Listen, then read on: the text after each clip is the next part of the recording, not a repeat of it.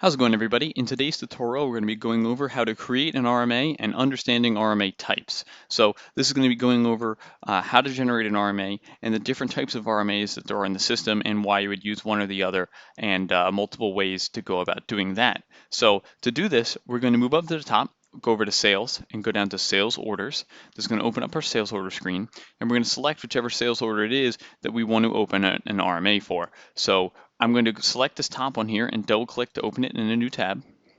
And now this is open. This is a completed sales order. It has been shipped, everything is done, and maybe there was an issue somewhere down the line, customer complained, one way or the other, you need to create yourself an RMA. So to do that, we're going to move up to the top here and select the Create RMA button.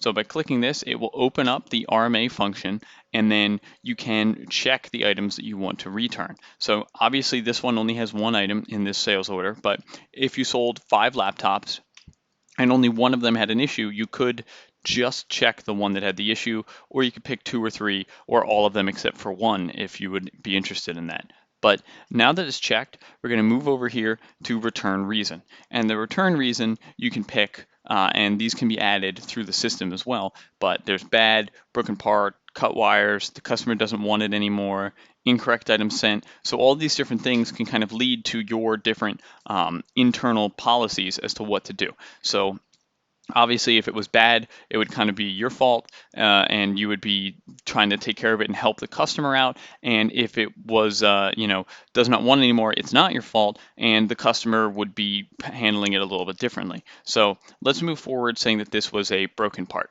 Okay, so thing was damaged. RMA comment is a crack screen. So that's what we can put there, so that in the future we look back at this, we know, that got returned because it was a cracked screen. Maybe it happened in shipping, maybe it was a QC oversight, but we're going to hit next. Now this is going to move forward to our RMA type. So here we have an advanced exchange as type 1, then there's return for refund as type 2, and credit only for your third type. So an advanced exchange would be, hey, I bought this laptop, it doesn't work right, could you please send me another one? So then they would be sending their broken one back, and we would be sending them a fully functioning unit, and then all would be happy. And then depending on the situation, it would be up to you as to whether you're providing a return label. So yes, you provide a return label, or no, you do not. So yes, obviously you would be paying to ship that broken or unwanted item back, and no, it would be the customer's responsibility to ship the item back, and then you would then ship them the new laptop. And then return for refund is, hey, this laptop was broken, I don't want another one, I'm just going to go get it somewhere else, or I'm going to do something else instead.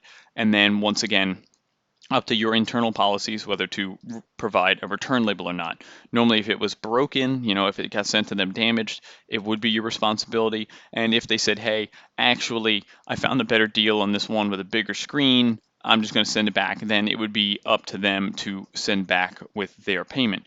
And then credit only is depending, once again, on your internal policies. It's kind of where you draw the line. If you sold somebody something simple like a small remote control, or something that really wouldn't be worth it for you to have shipped it to them and them to have shipped it back, you can do just a credit only. So that would just be giving them some of their money back and appeasing the customer.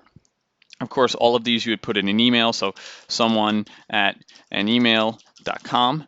So there's, put that in, and then that will attach to this RMA. So then we hit next.